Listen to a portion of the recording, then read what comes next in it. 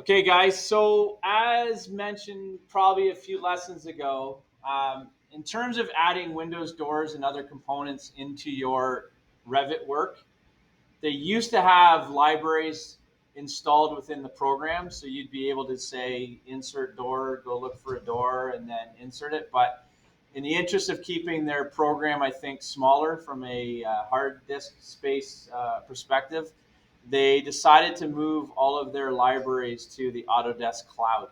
Okay. First thing you have to do, and I've said this many times since the beginning of the semester, it is imperative that you have a Autodesk education community account created and verified with Autodesk, or else you will not be able to do this and you're going to have a problem, right? So this is something, if you haven't already done so, you need to get it done, because you will not be able to do what I'm doing in this lesson without it. Okay. You'll notice up in the top toolbar, there's a sign in. Okay. This is where you'll go to sign in. So I'll sign in my Autodesk account.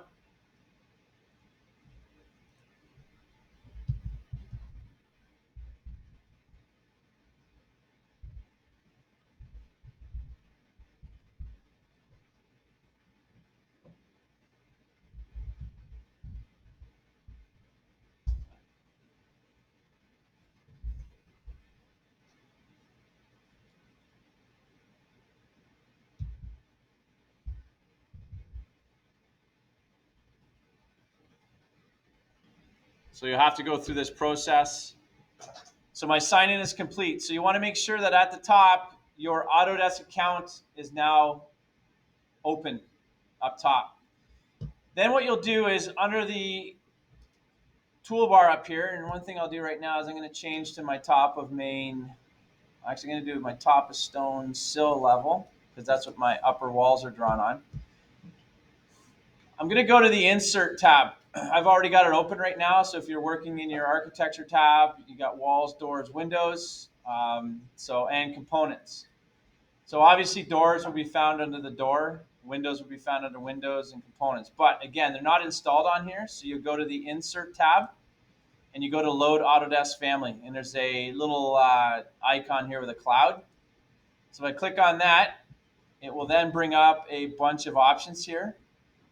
So if I'm looking for a window in particular, I'm going to go down at the bottom of the browse button. I'm going to hit Windows, and then I can go all results here.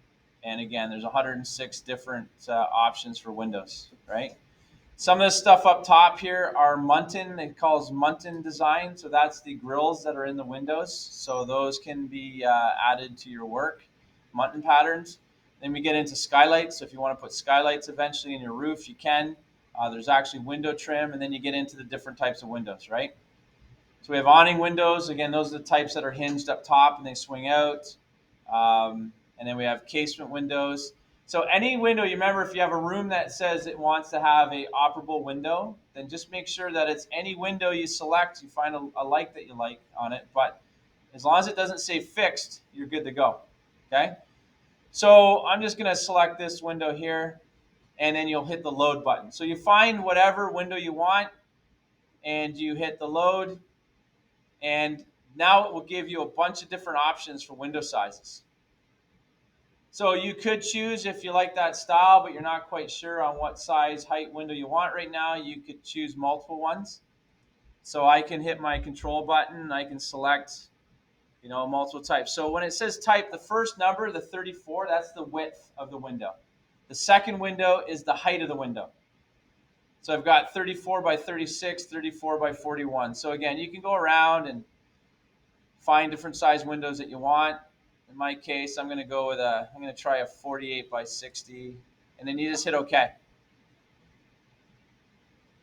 So it will load those window types into, so if I go back to my architecture tab now and go to my window tool, I now have those window casement double transom window types that are there. Okay. And you'll see that in the software, it has a few windows preloaded. So it's got a bunch of fixed windows. You can use fixed windows in locations where I haven't specified that you need to have an operating window. And they got a couple double hung options in here. So really, at the end of the day, these are the 4 that I just opened up here. Double casement, actually, no, the double transom casement. That's the one I did, the 48 by 60.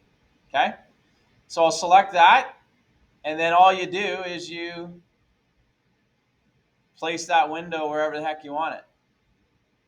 And again, depending on which way you want the window to swing, when it opens in a casement situation, you can change the direction of the window. And you'll notice my location line, so it goes to the center of the window, and you can position the window frame from the inside of the wall. So again, right there, I got 10 feet, 10 and a half. So that's centered on my wall right there. So I'd click it, and it adds my window. So if I go up to my 3D view, you'll now see that I have that window placed in my wall. Now, the problem is, you'll notice too with the window the way it is, how it's sitting above my actual top of wall level. It's because if I go back here, it has a sill height. So where it says level. So when I have a stone sill like I do in my design, the window sills will always sit on the top of that stone sill that goes around the perimeter of my building. But in the program, it defaults the sill height measured from the level. So if it was your main floor level, then this would be 3 feet above that main floor level. So what I would have to do for my sill height is I would change my sill height from 3 feet to 0. And now you'll see my window drops down. So it's sitting on top of my windowsill. And maybe if I pick the window like a 72 instead of a 60, I'll be in a situation where my window's too high to begin with, based on what I've set my sill, my stone skirt, my sill height to be. So you may have to adjust your window height itself or pick a different window. But again, in this case, I had to change my sill height to 0 so that it sits on top of my sill plate, because that's a level that I chose to work from. And that's how it will look properly, right? If I had selected or drawn the window on my top of main floor level, then I would have to figure out how high off the floor it has to be in order to match up with my top of my sill, which is, again, is a little bit more complicated, and you got to do some figuring out. So why would I do that when I can just pick my top of sill as my level to put my window on? And then just, again, change the sill height to 0. Okay? So that's how we just simply add a window. And again, the methods for anything that you want to do are the same. So I can go back to, if I go to my top of main floor level, for instance, and say this is a bedroom back here that I want to put a couple bunk beds in. Again, I can go to the architecture and component tool. Okay, right now there's a desk in here. There's a parking space. There's just very few elements. There's a few trees in here. We'll get to that when we do our landscaping. But I don't see any bunk beds in here. So I'll go to my insert again. I'll go to my Autodesk family. I'll go all results here. Under category, it says any, right? So you can change categories around to look for certain things, but I'll keep it at any. And then I'm going to be looking for furniture. And then here we go. So right at the top, I have a bunk bed, a single bunk bed. Click on that, load it. Now my bunk bed's ready to place into my bedroom. And you'll see I can set the distance off the wall. I can type those values in while I'm working on it.